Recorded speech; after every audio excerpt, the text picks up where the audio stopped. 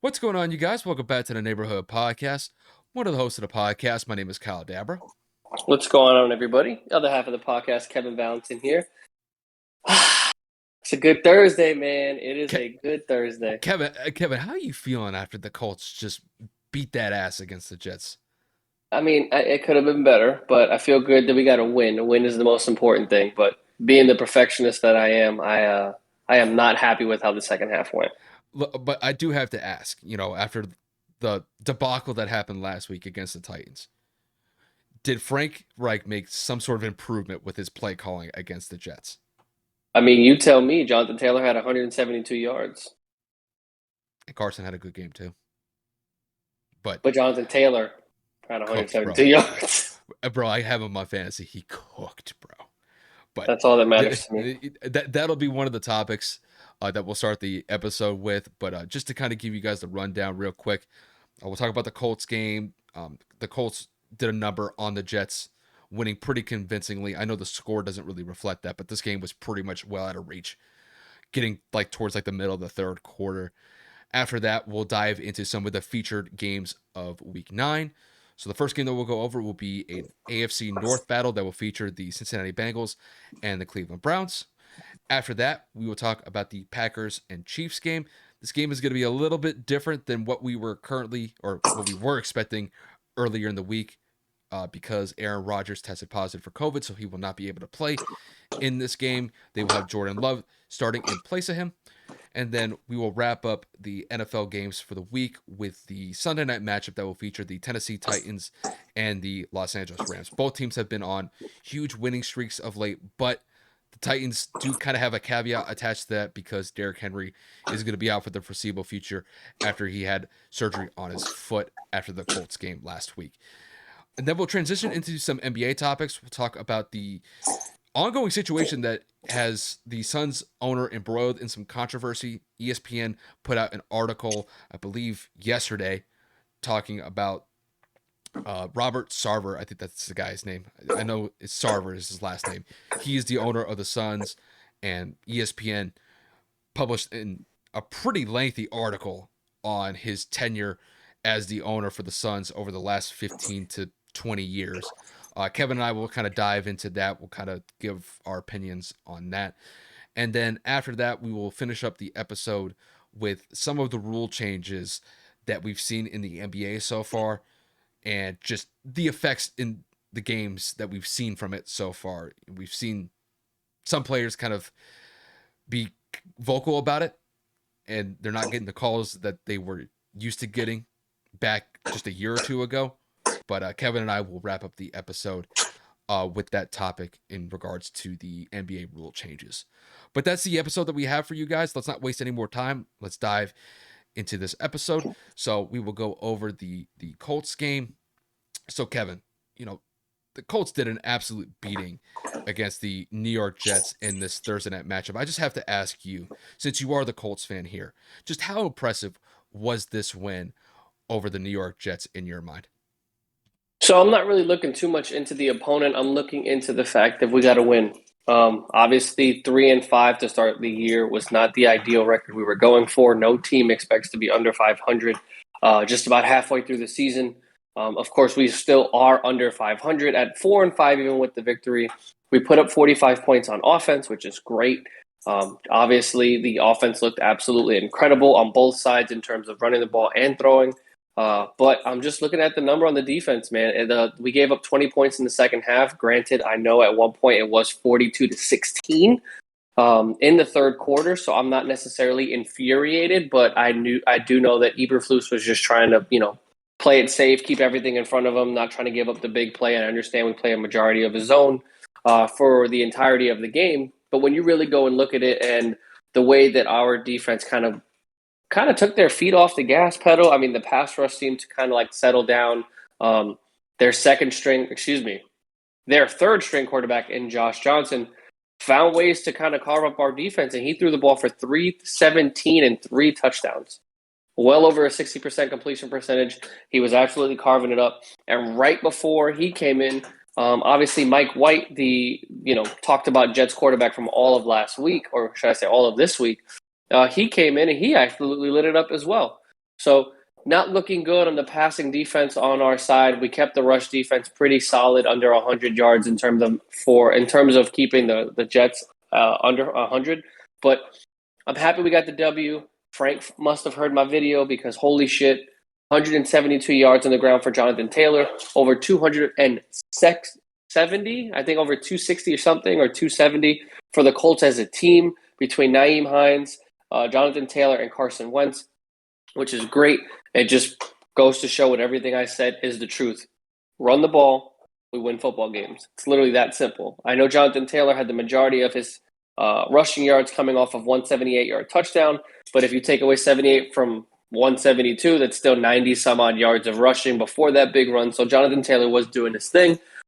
So overall, happy with the victory. We can be better. We can do better. We're coming back from injury on the defensive side. Corey Willis was just put on IR. Obviously, Julian Blackmon's out for the year with a torn Achilles. We just continue to lose corners left and right, literally. I think Xavier Rhodes left this game as well. Tyquan Lewis is out for the season with a knee injury. So, we've legitimately just been rotating bodies at this point, picking players and veterans up off of the wire and kind of almost like a fantasy football team. So we will see what happens go forward for the rest of the year. We have a okay schedule coming up. I know that we play the Bucs coming up soon, as well as the Bills next week. So it's going to be a tough schedule for the next month or so. But if we continue to play offense the way we have, I think the defense will get better as time goes on. And I'm looking forward to the rest of it. Bro, I'm not even a Colts fan, and I'm more excited about this win than you are. Granted, they're coming off of a really tough loss against the Titans just a couple days ago where they seemingly had control of the game, but they just found a way to let it slip. And, Jesus Christ, they got it into full gear tonight. Kevin, that first half performance that the Colts had was nothing short of perfection. 4 drives in the first half, and they scored 4 touchdowns on all of them. Jonathan Taylor was an absolute beast the entire night. Even Nyheim Hines, he got the game rolling for the Colts with that nice 35-yard run to put them up 7-0. Carson had a great game. He was relatively efficient with his passes. Had 3 touchdowns, almost 275 yards passing. But Kevin, I got to be honest with you. The real MVP from that game against the Jets was that offensive line. That offensive line was outstanding. The amount of double teams that they were getting, they were just blocking those perfectly. Not only were they winning the line of scrimmage, they were dominating. It's one thing to win your double team, to possibly get it into the second level of the defense. They were pushing the guy that they were double teaming past the linebackers, like 6-7 yards back. When you're able to get that type of push from your offensive line, it just opens up those run lanes for Nyheim Hines, Jonathan Taylor, and it makes it so much easier for them to be able to be successful running the football.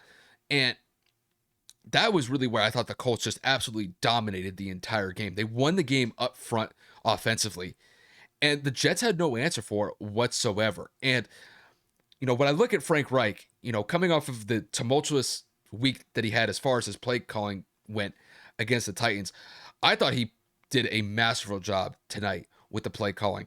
They did a great job of running it. They definitely did a nice job at integrating solid pass plays. I thought they got the good play action pass plays working really well. There was one play in particular where the Jets were just loaded in the box. This was kind of like in the third or fourth quarter. They're expecting a run from Jonathan Taylor. Carson just whips it out with the play action pass, and he just hits Mo Alley Cox on the flat and ends up getting like a 20-25 yard reception out of it. Bro, like, all in all, I thought the Colts, they showed up tonight, and granted they needed to, because had they lost this game, I know you as the Colts fan, you would have probably lost your shit had they gone down to the Jets. But, the only thing I could really kind of say that maybe a critical point for them is the one that you mentioned with the defense kind of letting their foot off the pedal in the second half.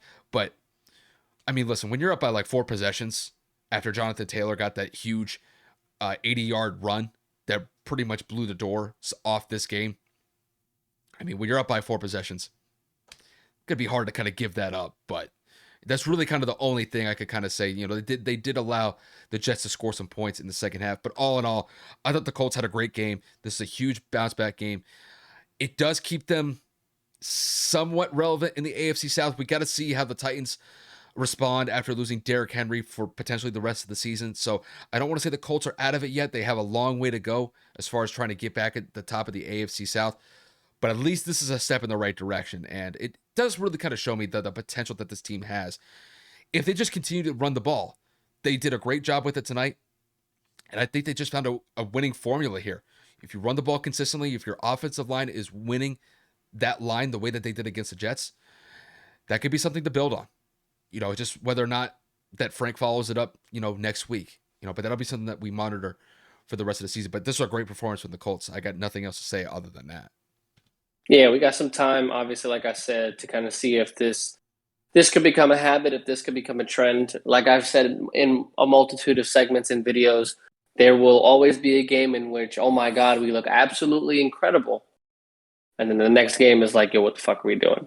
So I'm not going to look too much into this. I'm just going to kind of let it come as it goes, and we will continue to see what happens. Yeah, no, well said. With that said, we will transition into our first featured game on the Sunday slate for Week 9, and that will be the Cincinnati Bengals going up against the Cleveland Browns. So both teams are kind of dealing with their own issues at this current moment in time. The Bengals are coming off of a really bad loss against the New York Jets last week, where they allowed the Jets to come back from a 2-possession deficit in the fourth quarter and make Mike White look like goddamn Tom Brady out there with the performance that he had against that Bengals defense.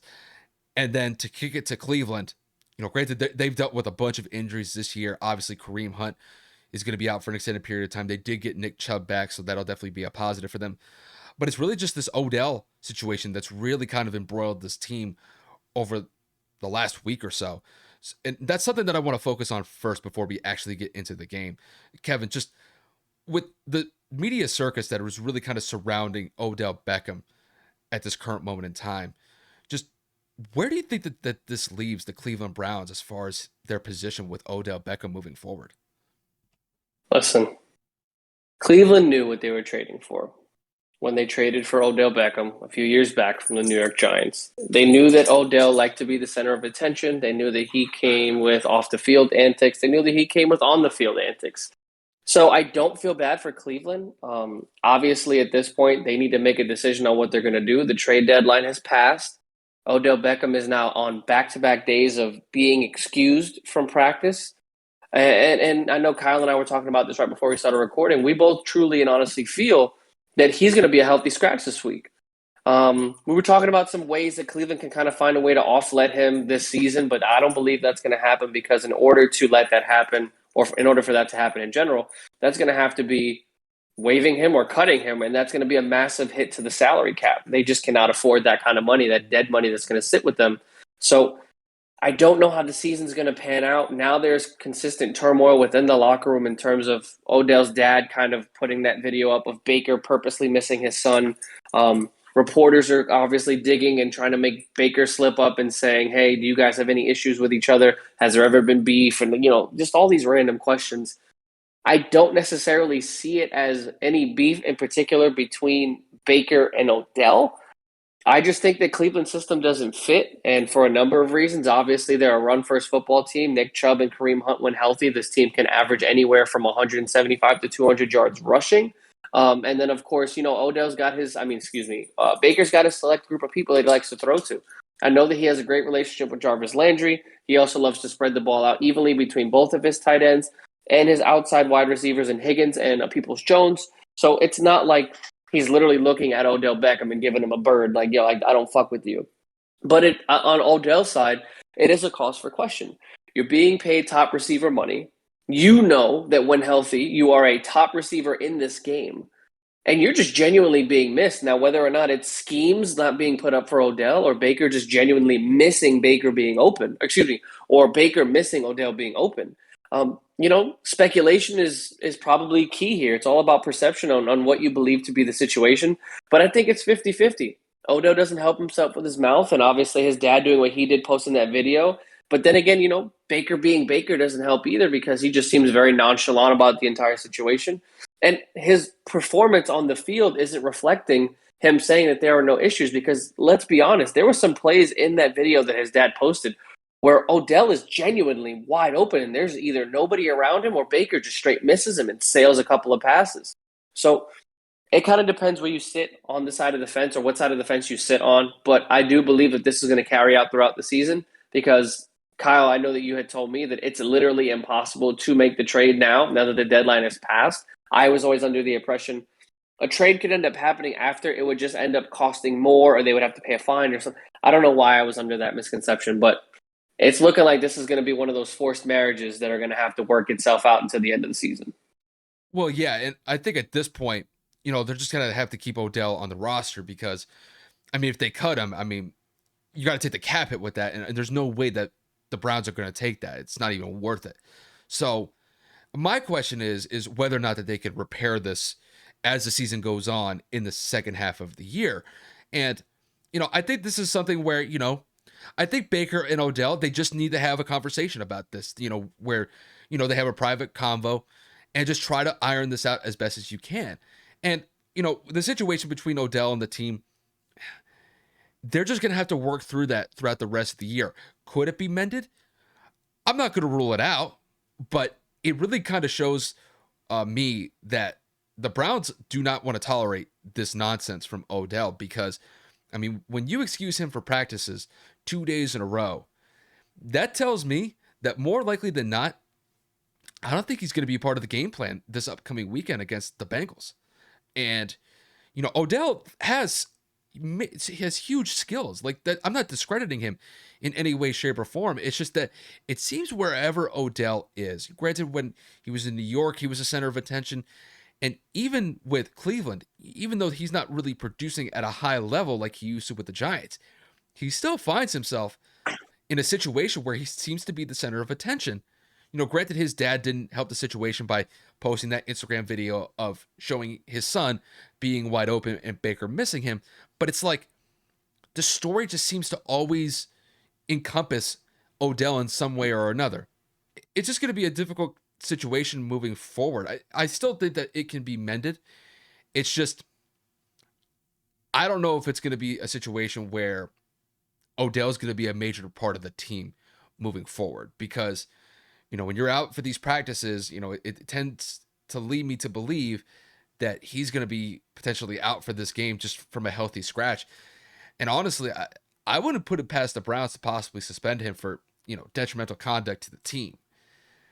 And, I don't want to see that happen because I think Odell could definitely provide, a huge day for the Browns. I mean, not this week, we'll see whether or not that he plays or not, but the impact that he can bring to the Browns, I mean, it's there. It's just that, Kevin, it's like you said, Baker does have his targets that he likes to throw to, whether it's David Njoku or Donovan Peoples-Jones or Jarvis Landry, those just seem to be the featured targets that he goes to. And Odell is just kind of finding himself in a situation where he just seems to be the odd man out here.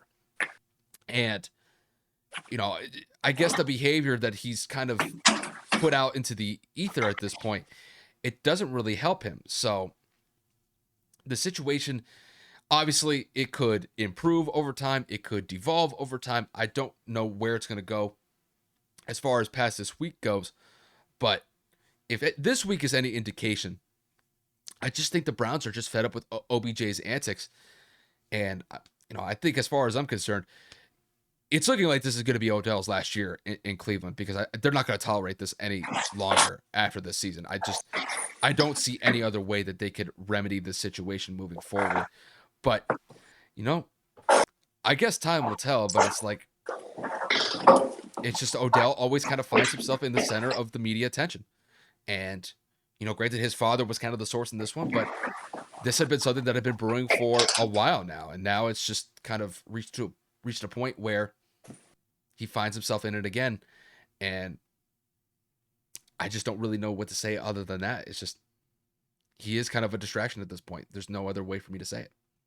I mean, yeah, again, we can paint the picture in a multitude of ways here. I'm not really going to sit here and say it's one or the other's fault. Obviously, I broke it down to both sides as to why they'd be upset. But I'm always going to lean towards the player in most cases just because you have to understand you're being paid this money and you're actually performing at your peak. Obviously, when you're not on the field because of injury, that takes away your ability to perform. But when you are healthy and you feel that you are performing to the capability, the maximum capability of your job, and that is playing wide receiver in the NFL, it is to create separation and make plays for your team. And if you're not being given that opportunity for whatever reason, once or twice in a couple of weeks, you know what I'm saying? That's a given. We're talking, this has been going on pretty much since Odell got to Cleveland. It has Mm-hmm. been one game Odell will have a really big game, 2-3 games where Odell's not featured, a game or two where Odell's hurt, and then it's kind of like a repeating cycle. But this season, since he's returned, I don't think there's been a game where he's had over 50, 60 yards. Mm-mm. And again, I feel like Odell's father blowing this out of proportion with, of course, just stitching film on Baker's mistakes makes this a little bit kind of like skewed because you're only seeing one side of it. Now, I'm pretty sure there's plays where Odell doesn't finish a route, or there's miscommunication to where Baker thought that Odell was going to go another way, or Odell thought Baker was going to throw it another way. So, of course, not all of this is on Baker. But again, I do understand from Odell's standpoint, mentally and both, like physically, you're sitting here like, dude, I just rehabbed from this horrible injury. I am busting my ass. And you genuinely aren't throwing it to me for whatever reason. And you're throwing it to all these random people. I'm pretty sure if you combine the salaries of the receiving core outside of Austin Hooper's contract together, Odell makes more than them. Yeah. So you should be throwing his way more. I'm not saying force it. I'm not saying if there's 2-3 people like a Randy Moss back in the day, go up and get it. But one-on-one coverage for the most time, man-to-man coverage, you got to figure Odell's going to beat that. And Mm-hmm. in zone coverages, Odell's got the separation capability between his speed and his route running ability. And we all know that he can make spectacular catches. So, again, I get Odell's side, but I get the Browns side. But I feel less inclined to feel bad for the Browns because you went out and got somebody like this. It was a matter of time before Baker starts to act up. Odell starts to act up. I just think that it's a little bit more justified this time. Yeah, it's just, but the thing is, I guess really the thing that I'm going to pay attention to is whether or not that this Odell Baker drama is going to continue into this game this weekend between, the Browns and the Bengals. And that's where I'm going to kind of segue our next segment into. Yeah. So, obviously the Browns, they will be playing the Bengals on the road. And just to kind of give you guys an update of where both teams stand, the Bengals currently sit at a 5-3 record. Like I mentioned earlier, they did have a really bad loss to the New York Jets last week. And the Browns, they had probably one of the ugliest performances as far as any team goes from last week against the Steelers. They lost that game to the Steelers by the score of 15-10 in what was really a defensive battle from beginning to end. And they currently sit at a 4-4 record. So, Kevin, I'll kick this question to you. In this AFC North battle between the Cleveland Browns and the Bengals, who do you expect to come out on top and why? So this is a little bit more of a tough one for me, not necessarily because of the matchup. It's a divisional game, so obviously both teams are going to be playing their asses off. But I think it's going to be tough because both teams are coming off of some tough situations. Obviously, what we just talked about internally with the Browns, and then of course the Bengals coming off of a pretty bad loss, kind of maybe showing or shedding some light that that defense could have some spots. I mean, hey, listen, Mike the Goat White went out and balled the hell out last week, right? He carved it up, and he carved up a good amount of the game that he played against the Colts. So by no means is this kid a scrub. But I think Cincinnati's going to come out with a chip on their shoulder. I think they're going to come out pretty upset. They're going to come out there pretty mad because they let up a game that could have definitely separated them from the Ravens and really put them in a good spot to be successful in the AFC North. But the Browns also have a pretty good personnel group coming together. Obviously, Nick Chubb is now healthy. They're getting healthier throughout the week, minus Baker's consistent injury with the shoulder. The defense played solid last week. I'm not going to go out there and say that they were spectacular, but they did what they needed to do to a certain extent. So I expect it to be a little bit of a gritty game. Again, obviously them being division rivals makes this a little bit more of a chippy game. And then, if Cleveland wins, they're tied with Cincinnati for second place. And obviously if Baltimore wins, they're going to be in sole possession of first. But again, a lot riding in this game. If the Bengals obviously flip and they were to go out there and win, they would be tied with Baltimore because I believe Baltimore's 6-2 right now, right? I know they're at like 5-3. They're like either 5-2 or 6-2. Yeah. Yeah, one of the two, right? So again, a lot riding on the game. If I had to pick, I would probably say Cincinnati, just because they have the chip from last week, and because of the internal turmoil that is going on within Cleveland's locker room right now. Whether Odell plays or not is going to also be a big factor because it just takes away a weapon that you don't got a scheme for. Yeah, when I look at this matchup, it's going to be an interesting one just because, these divisional matchups, they're always kind of tough to pick because, these teams know each other really well. But I'm going to favor Cincinnati in this one. And here's why. You know, like you mentioned, they had a really bad performance against the Jets last week. Granted, they did score 31 points against New York. It's just that they gave up 34 to the Jets and to a backup quarterback who looked like Tom Brady out there for all Second intents and coming to purposes. Joe Montana, okay? Bro, it was Michael White is a beast. it was insane. Like he could not miss. Like in that fourth quarter, he was money. And I think Cincinnati, they learned some lessons from that game. And Cincinnati is a very young team still, by and large. And I think that game in particular, it's like, damn, you got to play 60 minutes. I know the Jets aren't that good of a team, but that's one game where it's like, yeah, we had that one, we just let it slip. And those are one of those learning experiences. Some growing pains in some way or another in that regard. And I think they get back on track this week. I think Joe Burrow, I think he does a solid job against this Cleveland defense. I wouldn't be surprised if Joe Mixon has a really solid day, not just in the run game, but also in the passing game as well. The way that he can be utilized in the receiving game, there's not too many running backs that can be as effective with running the ball, and to go along with that, just as good in the receiving game as well. I think Jamar Chase, I think that connection between him and Joe Burrow, I think it gets back on track from last week. And I think the defense, I think they improved mightily than what they gave up last week to the Jets. And Cleveland, coming into this game, offensively, they've been really struggling the last 3 games. They haven't put up over 20 points as an offense in their last 3 games. And they're coming off a performance last week where they only scored 10 points as an offense. And it really just kind of go to show just, I think, how impactful that injury to Baker with that torn labrum issue is, and losing Kareem Hunt. They lost that 1-2 combo punch with Nick Chubb and Kareem Hunt when Kareem went out with that injury. And I do think that Dearness Johnson has come in admirably to replace Kareem Hunt, but it's just not the same. I know Nick Chubb is coming off of an injury as well, so the offense is definitely battered with injuries. And then when you tie in all the Odell drama attached to it, it just doesn't seem like Cleveland's in a position where they're going to be competitive against the Bengals to get this win. It's still a divisional game. I think it's going to be fairly close still. I think Cincinnati, they win this one. I'm going to say they win this one by about 7 to 10 points. I'm feeling like 27-17, somewhere around there. I don't have a lot of faith that Cleveland's going to be able to get over 20 points just because they haven't shown me anything of late that they could actually keep up with the teams that they go against. I mean, the last great offensive performance that they had for the season was against the Chargers. They scored, I think, like 42 points, but ended up losing that game because they gave up damn near 50. So it's just, I don't have a lot of faith in the Browns, but I think the Bengals, they get back on track. I think they wipe away that memory that was that Jets game last week. And I think, they move on to 6-3 after this divisional matchup.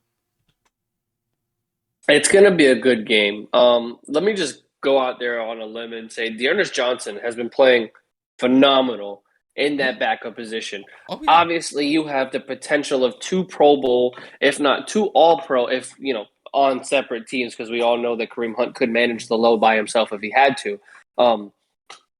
Dearness Johnson is replacing the both of them, and he is doing an exponentially incredible job for a third string guy coming out of left field. I mean, what did he go to, USF, UCF, some random school, to where he had to email somebody on LinkedIn or email a front office manager to hey, I'd love to participate or get a tryout or whatever, to the point of now he started a couple NFL games and he had over 100 yards, and if I'm not mistaken, in each of them.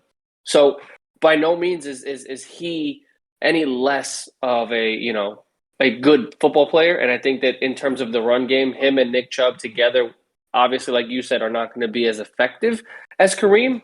But he is a good role player and he's a good backup running back from what we have been able to see. So I won't go out there and say that it's going to be that big of a drop off. But if you just continue to play the way that you're playing and run the football effectively against this questionable Bengals team, because we all know that they've had ups and downs all year, but they're not necessarily known for halting the run. So I think that will be Cleveland's key to success: create the play action, and then that's going to be how Baker, kind of pokes holes in the defenses go forward for the rest of the game.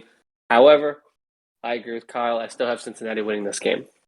Well, I mean, just to talk about Dearness Johnson real quick. I mean, he had his breakout game against the Broncos on that Thursday night matchup just a couple of weeks ago, where he came up with some huge plays for Cleveland, especially like some really crucial third down conversions getting towards the end of that game. And that was a game where I actually picked the Broncos to win that game just because just the Browns were dealing with so many injuries. I think that was the game where, if I'm not mistaken, that Case Keenum actually got the start for the Browns. Baker missed that game, if I remember correctly.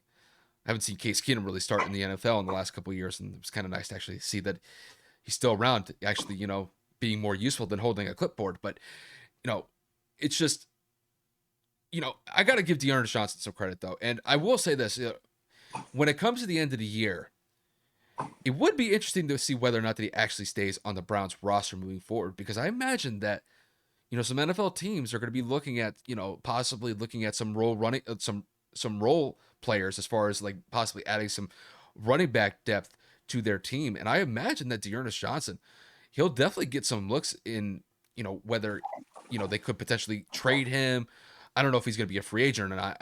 I don't know what his status is as far as his contract goes, but I guarantee you this, in the offseason, he could definitely get some looks. Yeah, I mean, yeah, I don't know if 2 games is enough for someone to really catch an eye. But then again, we've seen people get jobs out of nowhere, so I'm not going to say it's impossible. I mean, for God's sakes, Adrian Peterson just got a I just job in Tennessee, so I mean, we'll see if he gets elevated to the active roster, because I know he was signed to the practice squad. But mm-hmm. yeah, no, I think it would be interesting just because the story is cool. I mean, it'd be really good for him and really cool for his family. But we'll just have to kind of play that by ear. I feel like I've been saying that a lot lately, but it's really all you can do in the NFL. It either happens or it doesn't. Well, yeah, but he made the most of his opportunity, and it's like you don't know how many opportunities you're going to be able to get. And as far as I'm concerned, he's got a great opportunity while Kareem Hunt recovers from his injury, and so far, I think he's maximized it to the best that he's could so far. It's just tough being behind Nick Chubb, and obviously Nick Chubb is the primary running back of that team. But in the moments where Dearness Johnson has gotten his touches, I think he's played relatively well. I can't really criticize the guy in any way, shape, or form. He's played admirable football. Yeah, that's what you look for in your backup. Obviously, it's always been next man up, but when you have somebody legitimately come out of the woodwork like that, you really kind of root for him and pull for him because they played better than a lot of people expected, I'm assuming. And if he just continues to do that, obviously you're not taking any touches away from Nick Chubb or Kareem Hunt, but you got to take advantage of the snaps while you get them, because this is basically your coming out party, your resume, your mixtape of sorts, your Yeah. highlight reel for other teams to really be like, I like that. And the more reps you get, the more visual aid you'll end up having for your future. Well, and the thing is, we always focus on the top tier players, but it's always nice to shine some light and show some respect to, you know, the guys that necessarily don't get a lot of looks. And Dearness Johnson, you know, had Kareem Hunt not gotten hurt, I mean, he would have gotten limited touches at best, probably garbage time touches when nobody's really paying attention. So I'm glad that he's doing the best that he can, and he's making the most of his opportunities so far. And I think that's just great. And I'm glad that you and I are actually taking time to, actually give him some props because, bro, I think he's earned it in the limited time that Yeah. he's played. So, Like I've said before, you gotta love the story. That's the biggest oh part for yeah, me. Thing that just stands out. yeah, and it's like he's doing great, and I love it. But with that said, we will transition into our next game, which will feature the Green Bay Packers and the Kansas City Chiefs. This was probably going to be one of the most anticipated matchups of the week, after Week 8 finished, but this game does have a caveat attached to it, and that is that Aaron Rodgers will not be playing in this game due to the fact that he tested positive for COVID-19, so he is out for this game. But I do believe that they are getting Devontae Adams back from the COVID list, so I believe he will be active for this game against the Chiefs. The Packers are coming off one of the biggest wins of the year against Arizona last week. They ended Arizona's undefeated season. And then to kick it over to the Chiefs have had an up and down year, to say the least. And granted, they did win against the New York Giants last week, but it was a struggle. It was a struggle, to say the least. Just they were able to gut out a victory, but it did not come easy. I mean, currently the Chiefs are sitting at a 4-4 record, and they're kind of treading water as far as their standing in the AFC West goes. But Kevin, I'm going to kick this to you. With Aaron Rodgers being out for the Packers in this game, just what is your expectation for the Packers? And do you think they have any sort of chance to beat the Chiefs in this upcoming matchup? Well, with a defense as bad as the Chiefs and Daniel Jones and the Giants literally almost going into Arrowhead and getting a W, I would say anything is possible.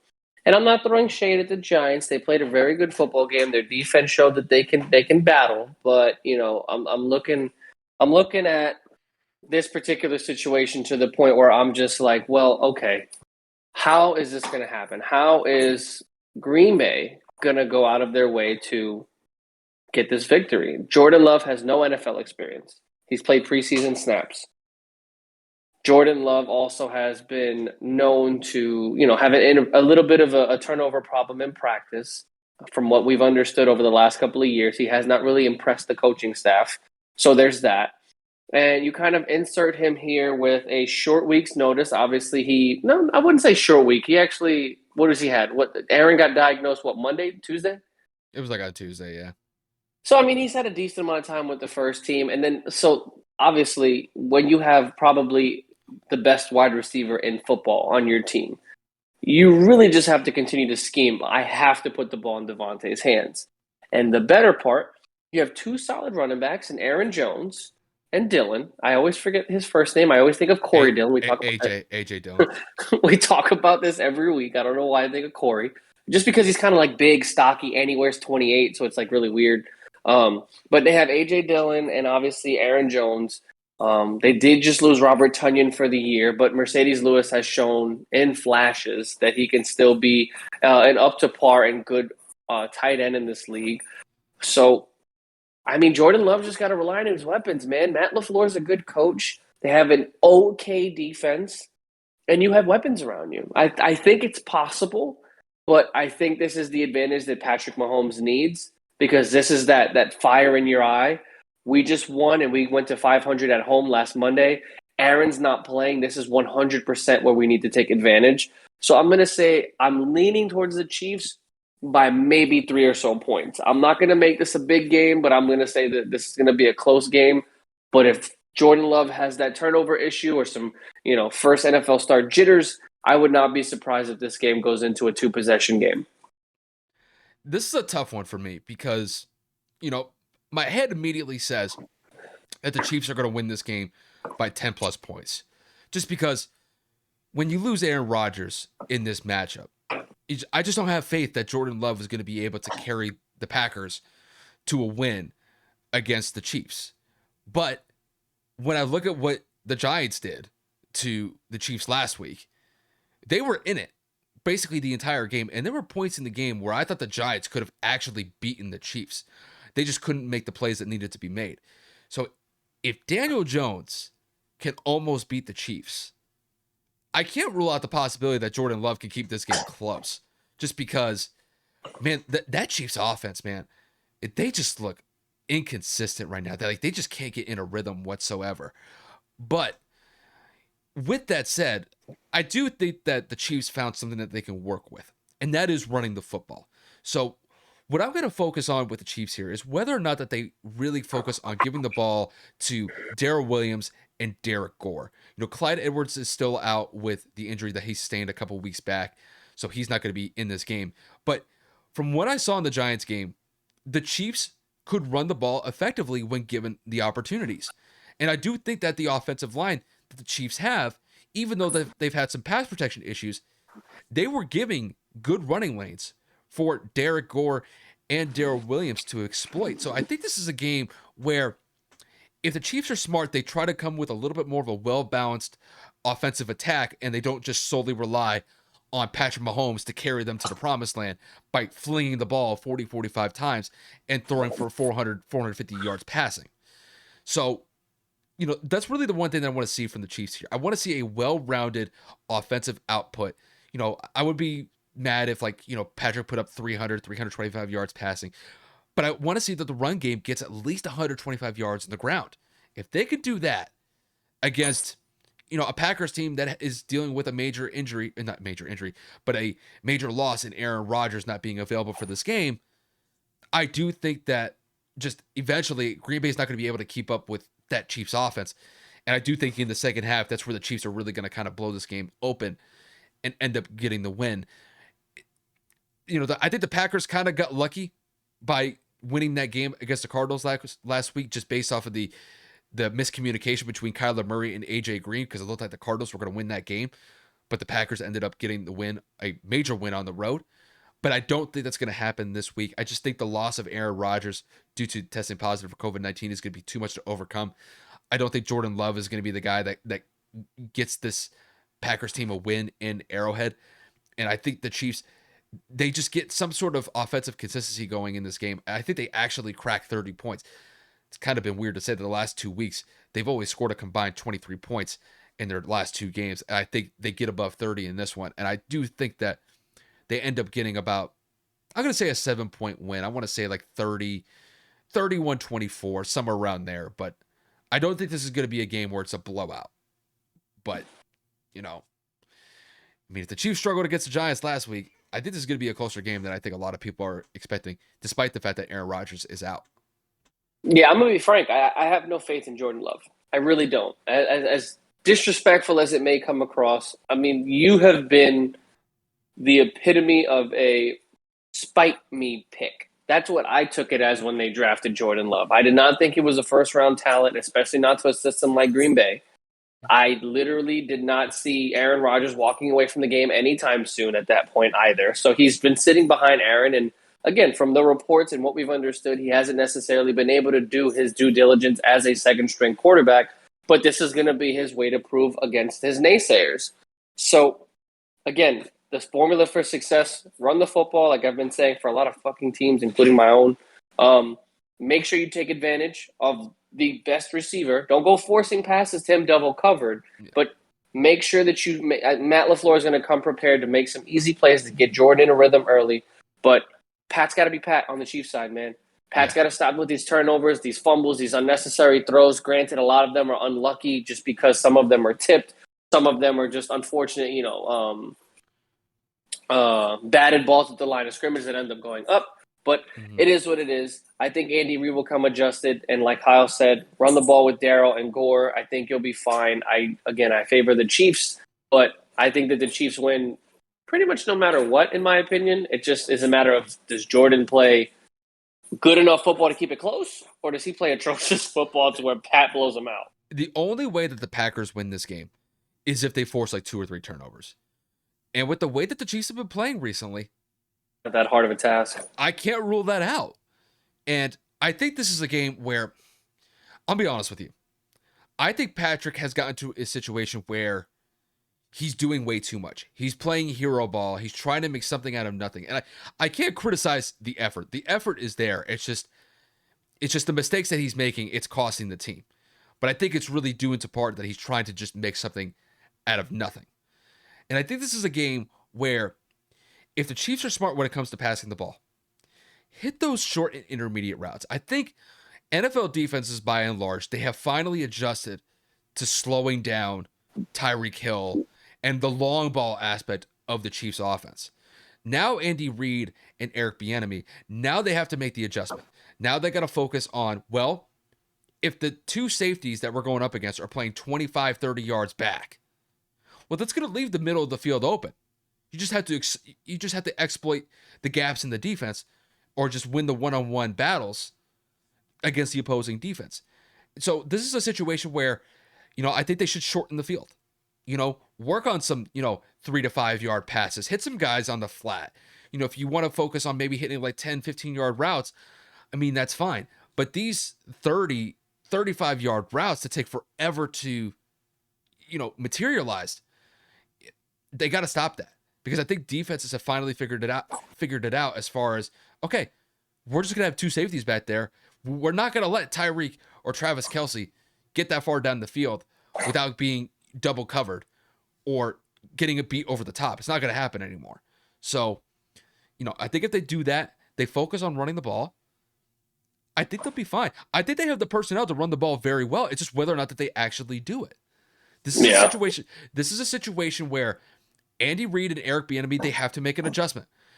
Listen, we're getting into November. It's starting to get a little bit colder now. You got to run the football more. And I want to see these guys actually produce in a big way in the run game, because I think they can actually produce for KC in a big way. It's just, can Andy Reid and Eric Bieniemy kind of get out of their own head with the offensive system that they're like running, where it's very, run and gun with Pat just throwing the ball all the time. I think this is a situation where they got to take a step back, they got to reassess a little bit, and they got to fine tune some things. Run the ball a little bit more consistently. I'm not saying it's got to be a 50-50 split, but if you're passing the ball 60% of the time and you're running about 40, that's better than like a 75-25 split where Pat's throwing the ball 40, 45 times and your running backs are only getting maybe 20 carries at best. If they get somewhere around 25, 30 carries, I think that's a winning formula for them. And if Pat, throws somewhere around maybe like 35, at the most 40 times, I think you can work off of that. But this is an adjustment. They figured out Pat. And the thing is, Pat does not do well when the pressure comes from the outsides, because he has a tendency to scramble out. And at that point, the defense has already got the advantage at that point, because Pat's only got so much room until he hits the sideline before he's either just got to run out of bounds, or he's got to throw the ball into traffic, or he's got to throw the ball against his body. And that's where some of the turnovers can come in. So it's just the offensive coordinator and the head coach, they have to make the adjustments here. And I think if they do that, I think KC will be fine. But that's why the offense is really struggling, because I still think that they're in that mindset of what they were in 2-3 years ago, when they were just a high-flying offense that couldn't be stopped with a deep ball. But defensive coordinators have figured this team out. And now, like anything else, man. Yep. Like anything else. Big trends, big offensive changes, dynamic playmakers, they all get figured out except for Derrick Henry. But I mean, honestly, with Henry, it's really just the biggest enemy is himself, just because it's just a health issue. But I mean, outside of that, I mean, that's the only thing that can stop Derrick Henry is an injury, which is very unfortunate, because that says a lot. Bro, I know we're about to get into this game, but the fact of the matter is that the guy's going to be the leading rusher for probably the next 2 weeks without even playing is going to be nuts. Well, I mean, Jonathan Taylor just did put up 170, so he'll be close. But bro, I mean, Derrick Henry almost had 1,000 yards rushing in like 8 games. Not healthy, not normal. We've talked about this. Not a human being at this point. The dude's an alien, bro. Like, the dude's just, I don't know if you saw on NFL on their Twitter page, they put a tweet out saying, okay, pick your 5 best offensive players that include quarterback, a running back, 2 wide receivers, and a tight end.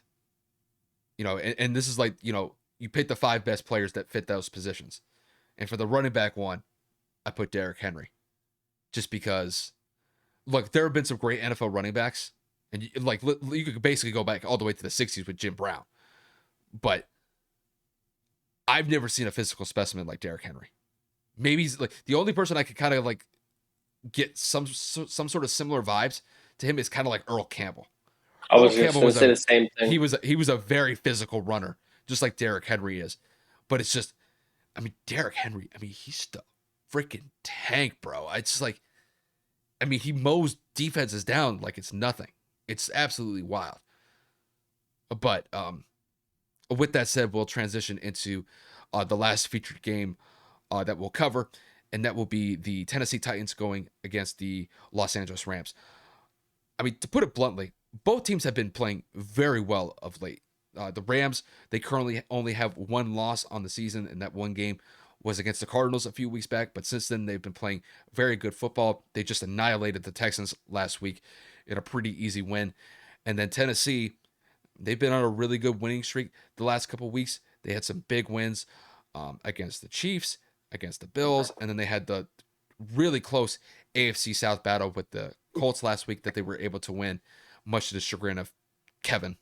That was a tough game for him to watch, but Tennessee's on a roll. But the main caveat that comes along with Tennessee is that Derrick Henry is going to be out at least until the middle or end of December, possibly for the rest of the regular season after having foot surgery after getting that Colts win. So, Kevin, to kick this question to you, in probably the best game of Week 9 featuring the Titans and the Rams, who do you have winning this one and why? So I want to just say the Rams blindly without really saying anything. Or should I say with just saying two words, Von Miller. The Rams have, I think, one total draft pick this year in the 2022 upcoming draft. They have traded away every single pick, if not one or two, for pretty much every player on their team. They have acquired Von Miller for, I believe, a second and third round pick. And that just adds to the incredible depth of the pass rush that is the LA Rams. You have Von Miller now rushing off the outside. You have Aaron Donald on the inside. So you have to make a choice. Do you double one or the other? And then, of course, you have Jalen Ramsey and the rest of that party in the secondary. So I don't necessarily know if Ryan Tannehill is going to be well equipped for this pass rush, because you know that you are not going to be able to run the ball as effectively with McNicholson, whatever his name is. And the whole Adrian Peterson thing, we don't know how good of a shape he's in. I would assume Adrian Peterson is in top physical performance shape. They wouldn't have signed him if he wasn't. But we don't know if he's in game shape. He hasn't played a single snap this season. He obviously came off of a pretty solid performance last year for his age and the system that he was in Detroit. But we don't know if he's going to be ready to play come Sunday. It really depends on what Tennessee decides to do in terms of calling him up from the practice squad or not. But I'm just going to lean towards the Rams. They've dominated every single team outside of that one game against the Cardinals. Matthew Stafford is playing MVP football. I mean, Cooper Kupp, for God's sake, is on pace for damn near 2,000 yards and 20-some-odd touchdowns. Thank God I drafted him in one of my leagues, because this offense has just seemed almost unstoppable to a certain extent. And I don't know if Tennessee's offense is going to be able to stop that when they couldn't stop Carson Wentz and the boys last week. Obviously, the interception was one thing, or the two picks were in and of itself two stupid mistakes. But I don't see Stafford making those mistakes. I don't see McVay getting away from the run, because obviously Henderson has been having a very, very solid year with over 500 yards rushing already. So I think this is going to be about a 7 to 10 point game in favor of the Rams, not to take away from the creativity that is Mike Vrabel and that Tennessee team. But without their best player, without arguably one of the best players in the NFL available to go, I don't think that Tannehill is going to be able to shoulder the brunt of it the entire game. This is a pretty easy pick for me. I'm going to go with the Rams here, just because when Tennessee lost Derrick Henry for possibly the rest of the year, I don't think there's another player outside of Derrick Henry that is more impactful for their team than him. He's an absolute monster. I mean, going into that Colts game last week, he was already basically near 1,000 yards rushing in just 8 games. I mean, he was 250 yards up next to the closest guy, and I believe that other running back that I'm mentioning is Jonathan Taylor. But that's just how big of a loss that Derrick Henry is, and just replacing that void with Adrian Peterson, it may help, but it's not going to cover it. And even though that I think Ryan Tannehill is going to be decent moving forward, I just don't believe he's going to be enough to get this Tennessee team over the Rams in this matchup. The Rams are just too good right now. The Rams have been on an absolute roll ever since that loss against the Cardinals. Matthew Stafford has been playing like a man possessed the entire year, and he's just been the epitome of consistent this year. The guy is throwing on average 2 or 3 touchdowns a game. His favorite target is Cooper Kupp. At this point, like you mentioned, I mean, Cooper Kupp is headed for one of the best receiver seasons that we'll probably see in this generation because, I mean, the dude is just absolutely lighting it up this year. I mean, he's just an absolute fantasy dream if you have him on your team. And to go along with that, on the defensive side of the ball, you add Von Miller, who's one of the best pass rushers that we've seen the last decade. You tie that along with Aaron Donald, who's probably the most impactful defensive player in the league for the past 5 to 6 years. And then you got Jalen Ramsey on the back end, who's an all-pro cornerback. I don't think that the Titans are going to get, shut down by this Rams defense.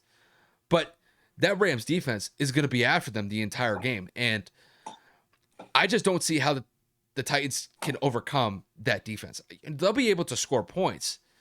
It's not going to be enough. I think the Rams offense, I think they possibly score 30 points in this game simply because Tennessee's defense, I don't care what anybody says, it is a rather subpar defense. And we saw that against Indianapolis last week. I can't believe that Indianapolis put over 30 points on that Tennessee defense. And that same defense held Kansas City to 3 points. It's really kind of wild. It's just how, literally, wild the results have been with this defense. They play great one week and then they play absolutely horrible the next week. And I think that result that we saw last week against the Colts, I think it's going to be very similar to what we see from Tennessee in this game as far as their defense goes. I think they give up 30 points in this game to the Rams. I think the Rams win this one by, I want to say a comfortable margin. I think they win this one by 7 to 10 points. I'm going to think maybe 31 to 21, kind of somewhere in that margin. I just think the loss of Derrick Henry is just so impactful for Tennessee. They're just not going to be able to overcome that this week. I mean, the Rams are one of the best teams, not only in the NFC, but in the NFL. I mean, I have them as a top 3 team throughout the entire NFL. They've been extremely consistent. I don't see that changing anytime soon. And I just don't think Tennessee has the personnel to match up well against them. The only way that Tennessee is going to win this game is if they get into a shooting match or to get into a shootout with the Rams and Tennessee puts somehow 35 to 40 points on the Rams. I just don't see that happening. The Rams defense is too good for that. I just think the Rams win this game by 10 points. That's just kind of how I see this one playing out. Sorry, Saba was licking my trash can. I agree completely. I mean, I'm very curious to see how, Mike Vrabel goes and plans for this defense just because I feel like they're not going to be prepared for Von Miller and Aaron Donald. How do you prepare for that, dude? Bro, he woke up 4-4. Bro, he woke up 4-4 and went to 7-1. That's a huge motivator for Von Miller. I mean, Denver was, at best treading water in the AFC West, and to be able to go to LA. I mean, bro, that is a legitimate Super Bowl contender this year. And I imagine that's got to, revitalize him. Granted, I know he's dealt with some injuries over the last year or so, and he's still kind of banged up. But, I mean, the impact that he could provide as far as their pass rush, I mean, it's instantaneous. And, man, I tell you what. It's going to be a spark, not even a spark, bro. It's going to be an immediate jolt to that defense. I don't envy those offensive linemen that have to go up against Aaron Donald and Von Miller. I mean, for God's sakes, if they run a stunt with both of them, you got to account for both of them. Yeah. I mean, I'd be good luck, bro. I mean, that's a nightmare as far as offensive linemen and just the blocking schemes that they have to get against those guys. I mean, Aaron Donald is a beast by himself. Now you got to do with Von Miller on top of that, bro. It's a problem. I think if I'm an offensive coordinator, and again, I know that our football knowledge isn't anywhere near these professional coaches, but I'm automatically thinking you got to have a tight end. You got to have a tight end at the or an extra offensive lineman, which limits your play calling capabilities. You got to chip Von. If you're running any sort of play to the outside to his side, you got to be able to chip him, or you got to double. And I mean, Aaron Donald by himself, he commands an immediate double. Yeah, I mean, honest. And then you probably, if you're in a passing play, you're gonna have the running back, be able to block it in case he gets through. Yeah. I mean that's literally the company that it takes to just focus on Aaron Donald. He's just that big of of a disruptive It's force. it's an insanely tall task as an offense to prepare for this. Like everybody can say you can prepare as best as possible in practice. You can't prep for Aaron Donald unless No, Aaron Donald's right in front of you. no. You just can't. So curious to see how that goes. But again, without Derrick Henry, don't necessarily see the Titans coming out on top. So going to be an interesting game to close out the evening on Sunday. And that about wraps up our NFL segments for today. I know that Hmm. Kyle and I have some more NBA news. So, Hmm. Kyle, what's the remainder? Excuse me, I'm drawing a blank because it's 1 a.m. No, you good. So up next, we're gonna focus on the story that ESPN posted about the Suns owner and really the detailed and extensive article that they posted. I believe it was on Oh, Thursday. outside. Um, Essentially, this article was covering the 17-year timeline of of the Suns owner, where they go into detail about some troubling issues that have come out of the Suns organization, as far as former employees that worked in the organization and current employees as well, in regards to essentially calling out the Suns owner. And to counter that point, the Suns owner, I believe the guy's name is, hold up, let me see if I got the guy's name right. I believe it's Carver, if I have the name right. So with that said, though, it's quite a controversial topic at this point. Robert Sarver, excuse me, Robert Sarver, is the owner of the Phoenix Suns. Um, Now Sarver has come out in full force against this article that ESPN posted. He has already hired legal representation, and they've already sent multiple letters to ESPN about this article, basically calling them out, saying that this is nonsense, that this story is just outright false and outrageous. And there have been multiple statements from within the Suns' organizational standpoint, from James Jones and the CEO of the team, basically saying that this story does not represent in any way, shape, or form what Robert Sarver is as the owner of the Phoenix Suns. So, really, when you look at this story in totality, you got one side saying that, yeah, Robert Sarver is not only racist, but he's a misogynist, he's a sexist, um, and he's just a bad owner as far as his conduct goes internally with the Suns. And then you've got the organization saying that this article that ESPN posted does not represent in any way, shape, or form who Robert Sarver is as a person and the owner for the Phoenix Suns. So, Kevin, to kick this question to you, this is an ongoing situation, and it's not going to be a situation that dies down anytime soon. But where do you take stock in this story at this current moment in time? So, me as an individual, it's hard to really take a side or take stock in anything right now because there isn't a lot of information that has really been disclosed without any speculation being included. Obviously, we know that the investigation is currently ongoing. We're already aware of the particular time period in which is being investigated, which would be, correct me if I'm wrong, 2011 to about 2016 in terms of emails and his computer being searched, correct? No, this wasn't even emails. This was more Really? this was more along the line of former employees just outright, talking to this ESPN reporter and going into, basically going into anecdotes about stories that people have heard, in regards to Robert Sarver. I mean, this goes all the way back to 2004. It covers the entire Wow. timeline that he's been the owner of the team. But really, I guess what I want to say is most of the stories that have circulated from this article are mostly in between from like 2009 to about like 2015, 2016. I might have the later years a little bit wrong, but as far as the article goes, there wasn't really anything of mention from like 2017 on. So I didn't really get that from the article, but no, it's I mean, it's a lengthy article just by itself. So um I mean, I could kick it back to you if you want to. Um Yeah, no, I mean, guys, I apologize. I feel like I'm ill-equipped for this particular segment just because I've only been able to really skim and kind of just base it off of the different reporters reporting it based off of Twitter. And obviously, with everything that happened with John Gruden a few weeks ago, I got the two stories mixed up. But Nevertheless, with this being more of a he said, she said, a kind of a verbal communication, almost like telephone. I heard him say this, I heard him say that. I can't really rush to judge anything without more concrete evidence. I mean, and again, evidence is hard to come by when it's just continuous people coming out of the woodwork saying, he said this 10 years ago, he said this 15 years ago, he had a conversation with this personnel or this faculty member, and he mentioned this word.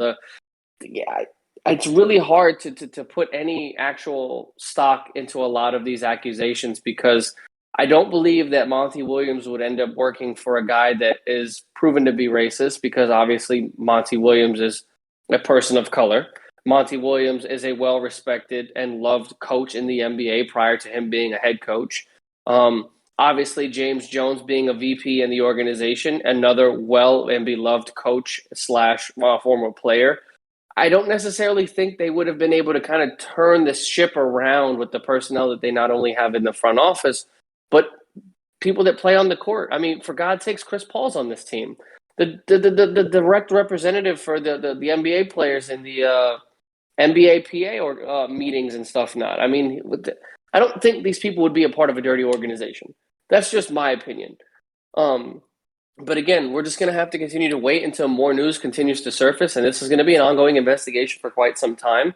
And we're just going to have to wait and see what happens because, again, there's just not enough for me to really give a solidified, damn, he's a scumbag. Or, like we got to wait till someone says, you know what, he's an amazing character. But from what we've heard internally in terms of Phoenix, I haven't been able to really make a judgment based off of what I've been able to read or at least understand thus far.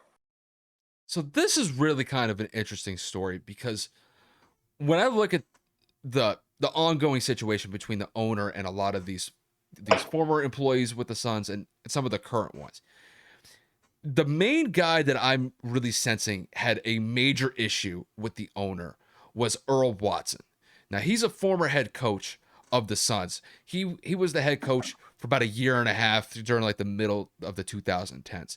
These two did not get along in any way, shape, or form. They just did not see eye to eye, and it was a tumultuous business relationship that ended fairly quickly. Now, when it comes to some of the, I guess, kind of the lower tier or the lower level employees within the organization, um, there's some smoke there as far as, were there some things said that he could have said that were inappropriate? Yeah, I don't necessarily deny that just based off of the report. But the thing is, a lot of these statements are like secondhand comments. You heard it from somebody who heard it from somebody else. They're not like direct anecdotes. It's a lot of like passing comments. And the only one I could really say in particular that really, I guess, made a stir of this whole thing was the Suns' former head coach in Earl Watson. That was really the one where he really focuses on going after Robert Sarver. Now, when I look at the current situation that the Suns organization has, I don't get the sense that it's this toxic work environment that some of these former employees have been saying it is. Because had there been any sort of toxic relationship that had been known at this point, it would have already been said from either Monty Williams, Chris Paul, James Jones, or Devin Booker. Somebody. Yeah, like somebody would have said something by now had the owner been that big of an issue.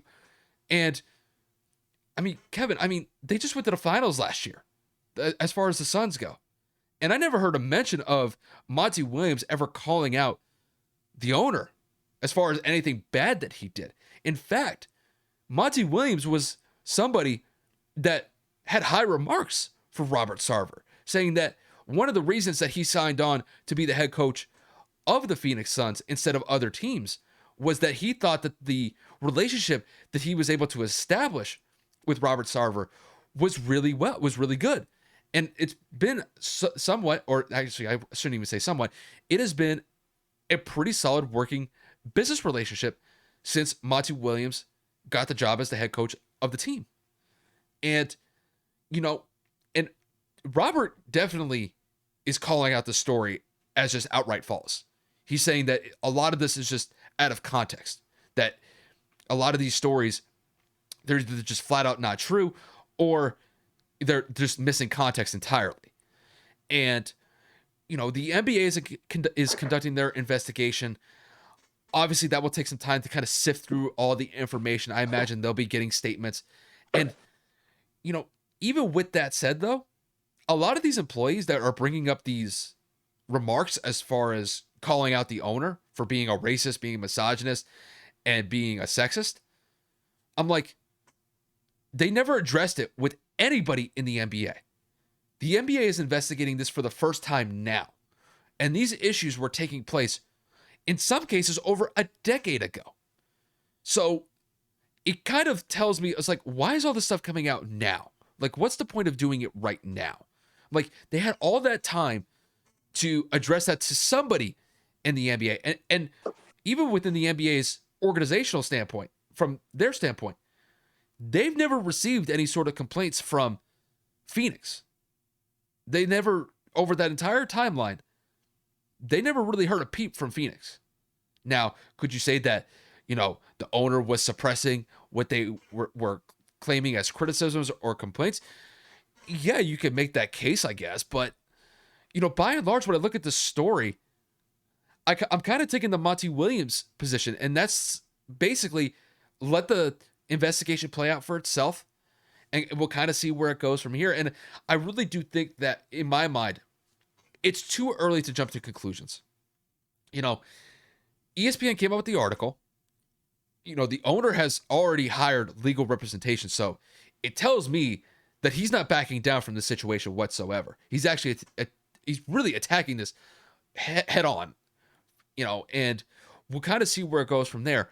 But I mean, ESPN did post a lengthy article about this. I mean, it took me 15 minutes to read through the whole thing. It is quite extensive. And listen, do I think this is somewhat similar to what happened with Donald Sterling and the situation that he was in with the Los Angeles Clippers? No. This is entirely different. Some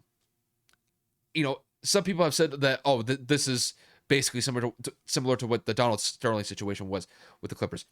No. I don't believe that to be the case. I believe that Donald Sterling's situation was a lot worse than this could ever really dream to be of. But, we're just kind of in limbo right now with this story. We'll kind of see what the NBA does. Listen, this is a very controversial, subject matter, because obviously you have the element of race, misogyny, and sexism kind of tied into this thing. But, with the NBA's perspective on this, I don't think this rises to the level of what Donald Sterling did. And if the NBA, I'm just saying, just hypothetically here for a second, if the NBA actually comes back and says that that he's got to sell the team because of this, I think that's a stretch too far. But that's just kind of my opinion really early on. We'll kind of see as more information comes out from the NBA's investigation. But my basic position on this is we just have to wait and see. And I don't want to jump to conclusions yet. It's too early for me to say that.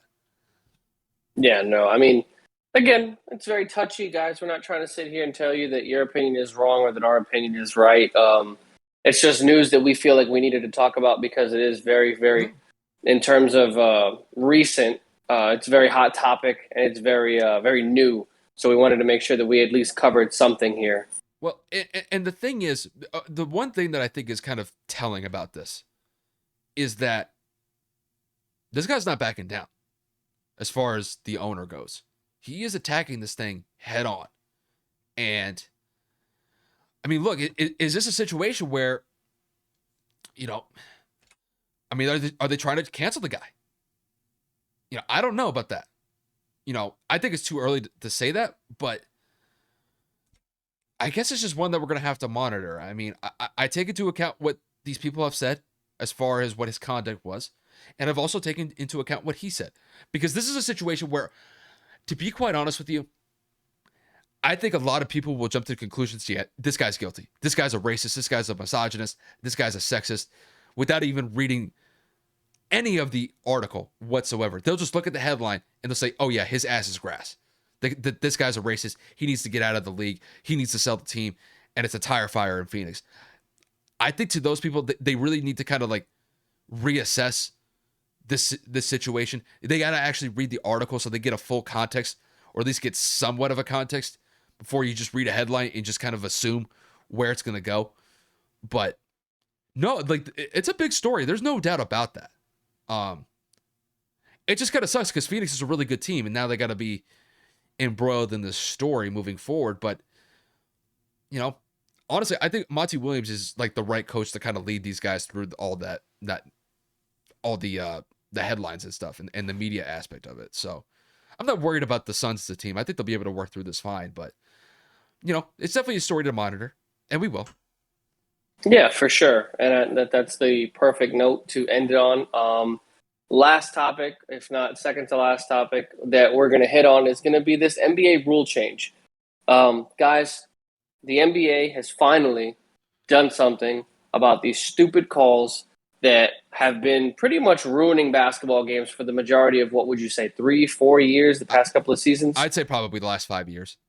To where incidental contact forced by the offensive player is being drawn as a defensive foul. Now, the perfect example is James Harden running into the lane, hooking his defender, taking his steps, and then flailing his arms. Of course, the Luka Doncic / Trae Young specialty, as well as James Harden, pump fake in the three-point line and then jumping into contact into the defender, which is then causing them to be go to the free throw line.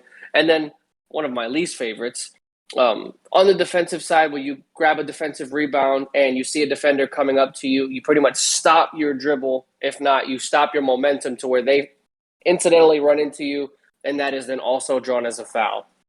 Guys, it's about time the NBA fixes this. This is something that Kyle and I have been complaining about personally to one another well before the podcast even became a thing. Oh, yeah. This is just absolutely atrocious in terms of this being even considered a foul. And you are starting to see this affect these superstars.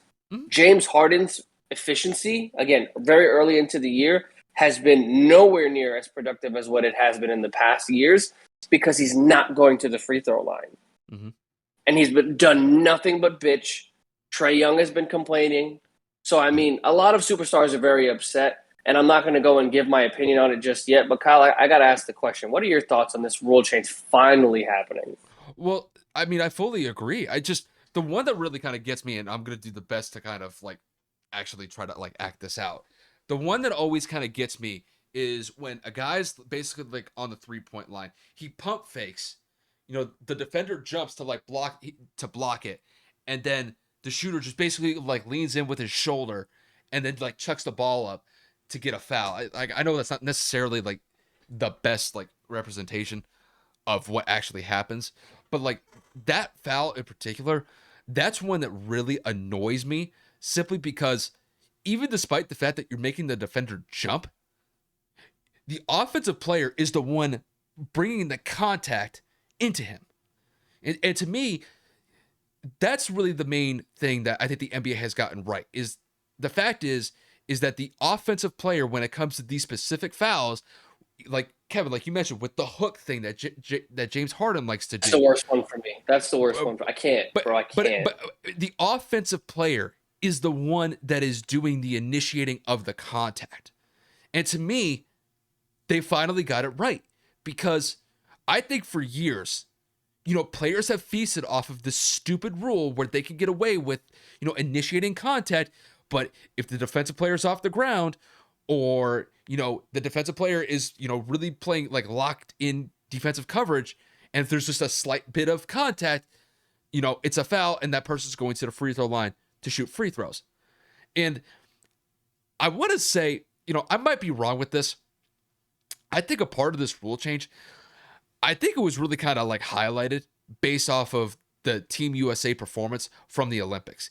Because Kevin, you and I both remember just how differently the style that the FIBA rules are from the NBA rules are.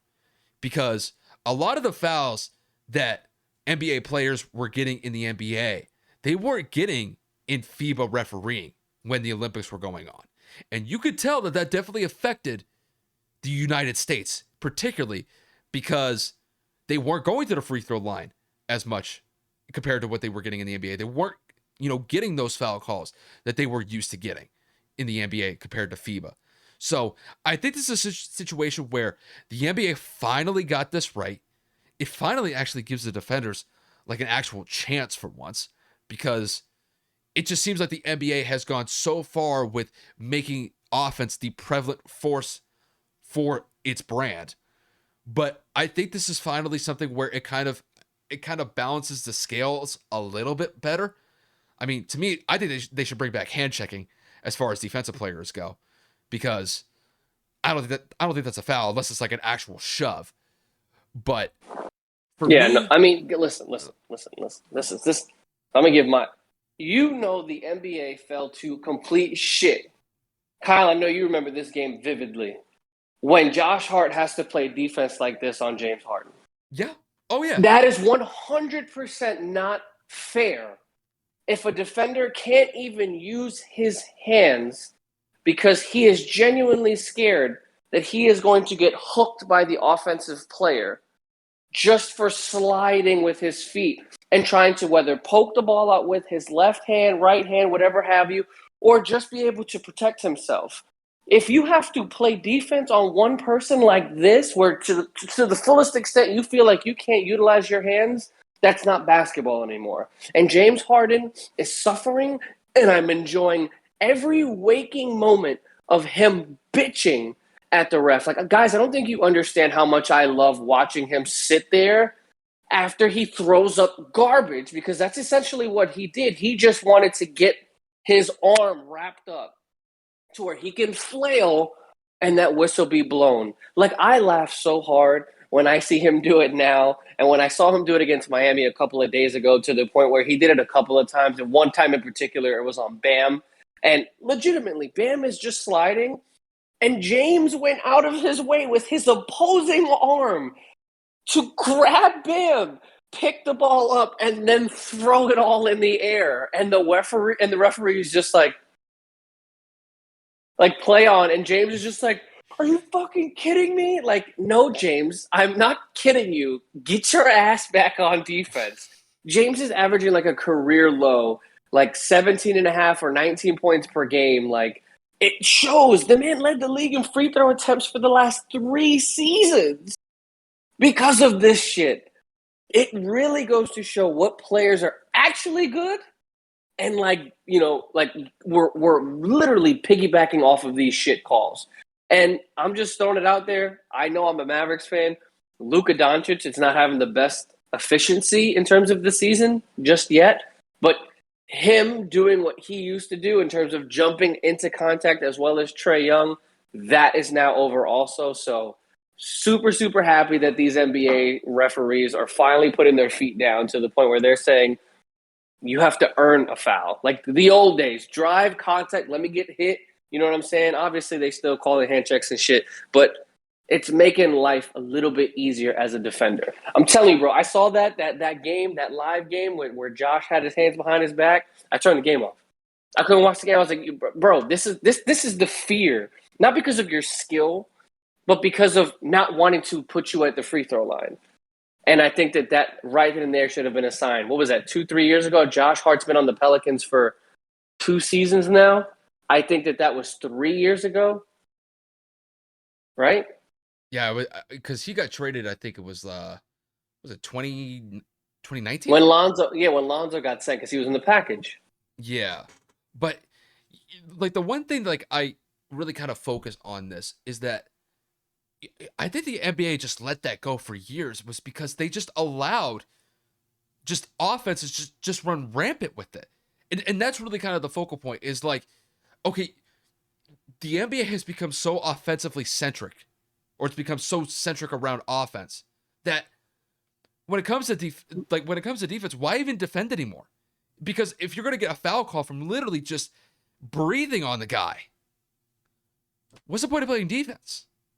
And I'm kind of glad that they finally, kind of righted these wrongs as far as the foul calls go, because, it actually allows the defenders to somewhat defend without constantly getting like in fear of like, oh my God, if I just even like hit the guy like wrong, I'm going to get a foul call.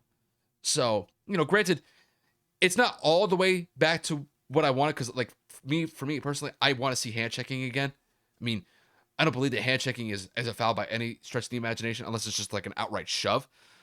Right. But but for me, no, I think the NBA, the rules committee, they got this one right. And granted, there's a lot of things that sometimes the NBA doesn't get right, but on this one, I have no complaints with this one. They got this one right. Well overdue. Well Yeah, overdue. yeah. I do think though the combination of the rule change and the changing of the NBA ball to the Wilson ball has been a detrimental kind of like uplift or uproar in the NBA, because you're not only complaining now about the actual ball itself in terms of grip and weight or whatever the hell people are complaining about. Now you're also throwing into the fact that people can't even take advantage of the things that they're used to. Offensive stars are in an uproar Oh, right now. I mean, like, for oh. God's sakes, Trey Young's bitching about everything lately. I mean, all of these players Yeah, like, it doesn't feel the same. It's not the same that it used to be. Ugh. and you know what? Oh well, get Get over it, used to it, bro. Get bro, bro, used to it. bro. Like, you make millions of dollars on top of it. You go and bitch over a basketball being a little bit different, not feeling the same as what it used to, or you're gonna bitch about not getting the foul calls that you used to, even though that the foul calls that you used to get were BS to begin with. Bro, I don't have time for that. If I Yeah. were like the NBA rules committee, I'd be like, bro, I'm like, I don't want to say that you're soft, but it's like, bro, get over it. The It's ball like one I will give. The ball one I will they give can just a adjust. They smidge. can adjust to that. They can adjust, but that NBA Spalding ball has been the same for God knows how long. That's true. So That's true. when you literally are putting that ball up all day, shots in practice, and then you switch like But this, that is okay, a very big adjustment, because again, we're not professionals. We don't know the I feel know and a the Wilson difference. ball. I know a Wilson ball. We don't know the game. An NBA game ball is a lot different than what we see at a store at Dick's Sporting Goods, because it's a different feel. It's a different make versus what an NBA Wilson ball is. I don't even know if an NBA Wilson ball existed, because we were always able to buy the $90 NBA Spalding ball. So I Mhm. don't know if the NBA has ever actually put that out for sale. So again, Well, I'm not going to sit here and tell you a professional in a craft or a professional in a field mhm. is wrong for saying that the tool that they use feels different. I'm not going to go out there and say that it's the but reason why you're shooting significantly less from the field. No, but it does play a toll into making a difference in an NBA season. but But it's it's the like they beginning, so but it's like they knew that it was coming though. It's not like they just like came out of left field saying, no, "Oh yeah, of course, yeah, we're gonna yeah, no, no, switch no, this," no, without even yeah, telling you guys. They knew that this was coming. I mean, all you got to do is just go into your summer training camp and just like, okay, if we're gonna be doing the Wilson ball instead of the Spalding ball, we'll just train with that then. You basically take the whole summer to get adjusted or acclimated to that ball, and you'll be fine. yeah. Or at least you have a head start instead of just going into training camp, you know, adjusting to that Wilson ball instead of the Spalding ball. It's like, it'll be fine. By the end of the season, you think people are gonna be really bitching about this? No, at the end of the season, no. But again, with everything culminated together, it's kind of like, well, shit, everything's going wrong. But again, it is what it is. I'm just happy basketball's back. Obviously, there's a lot of things happening in the league right now. The Warriors are still doing what they need to do without Clay coming back. The Jazz are dominating. The Bulls are playing well. I mean, you name it. There are just a lot of teams that are playing really good basketball. And Kyle and I will get into a deeper discussion the closer we get towards the middle of the year, or if not the quarter of the year. We're still very, very, very early on, We're not and even we 10 want games in. We're not even 10 games in. we want to let the season play out before we start doing game by game analysis. The NFL is different. I know I've heard a lot of guys ask me, like, why don't you do more NBA breakdowns? Like, guys, I don't think you realize there's an NBA game every day, even if it is 3 or 4. We record 2 or 3 times a week. I know Kyle does a lot of individual segments in between his work and having some days off, but usually our big content is, of course, any big NBA games, but of course the NFL, because we're covering predictions and then post game analysis. And at that point, on those 2 days, like on a Thursday and a Sunday, there really isn't a lot of stuff to talk about other than big NBA news, Mhm. like the Suns owner. But there's little things like Zion being out for 2 to 3 weeks. People are Oh, making fun of him, saying he's out because of fat. I find that to be absolutely hysterical. bro, have you seen him?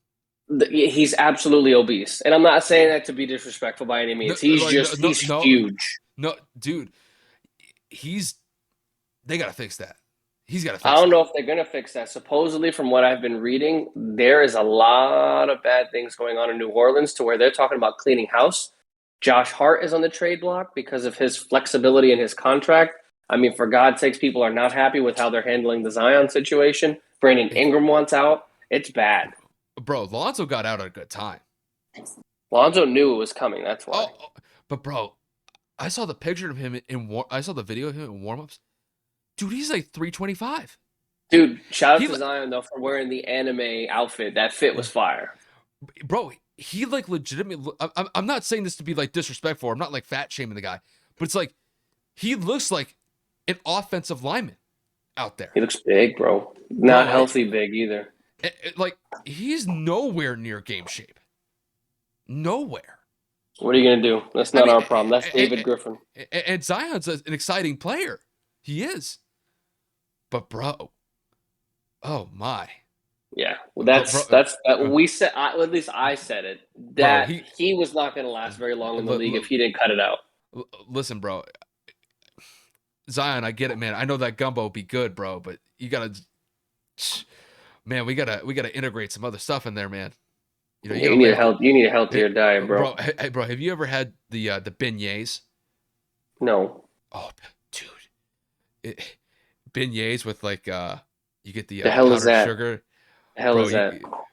After we're done recording, you're gonna have to look this up because beignets are fire, my guy. I imagine he's been snacking on those too. I don't blame him from that, but I know New Orleans got some fire cultural food. I know bro, for a fact their food is fire. bro, those beignets though, they be smacking. I believe Uh, you. I'll show you after we're done. But Kev, you good? We can wrap this Bro, up. I'm exhausted. The fact that we recorded this late is all my fault because the Colts played Bro, the tonight, guys. Colts So of game. It's the course Colts game.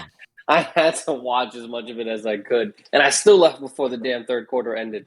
But got home late, so we're recording late. It shows the dedication. But again, as always, in terms of wrapping this up, thank you guys so much. I mean, the continued success of this podcast has just continued to grow. I mean, it's been Kyle, I don't even have words to be honest with you. Bro, I legit, we had like 50 subs in like 2 weeks. guys, for those of you that are new, welcome to the podcast. Welcome to the family. Welcome to this entire nuance that we're creating here, this culture that we're providing. Yeah, welcome to our home. Welcome to our home. You know, we appreciate the support. If you're an original or an OG, as we like to say, we could thank you for your continued support. We're going to continue to expand. Obviously, the growth of the podcast in terms of viewership and subscribers is going up, but we're looking to expand on social media platforms. We're consistently using our Twitter. We're going to start implementing the use of our Instagram just a bit more, just because we feel like we haven't really been able to leverage that platform much. We've mentioned TikTok several times. It's really hard to figure out how to go and put pieces of what we do here on TikTok because we don't want to do the 5 to 10 minute TikToks. We want a We quick can't. 60-second tidbit. It would take too long to break that all down. So It's a Kyle and I lot. have been really thinking about it. It's a lot of time to edit that too. You know, it's one thing that like to chop down the segments just for YouTube, but you know when it comes to TikTok, we would have to like devote just like literally like minute to 2 minute segments just for TikTok. That would have to be a separate a separate recording just for TikTok. And it's really hard to get the authenticity behind it because when we watch games live or when we're giving you updates on these late night games or just bullshitting and laughing, you know what I mean? Some of these hot takes that we have, believe it or not, we have taken a lot of these over and over and over because we just are cracking up. Maybe some of those can hit TikTok, but again, a lot of times we're just kind of like throwing that out. I mean, yes, it's recorded, but again, we don't want to like fake what we're doing here. We want this to be as 100% real as humanly possible. So again, it's in the works. We're still figuring it out. It is something that we want to tap into because we know that there is a whole lot of potential in that platform, especially with the way of the world and how everything is going. So we'll keep you guys updated as always. We're literally just shy of 290 subscribers. We are just about 11, if not 10 away from 300, which was the goal to achieve by December. It is fucking November 5th. Happy 11th month birthday to Sabo. and you turn around, you're adorable.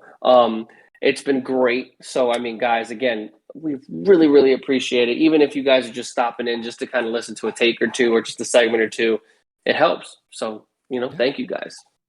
Yeah, and I don't think Kevin couldn't have put it any better. So I'm just gonna leave it at that.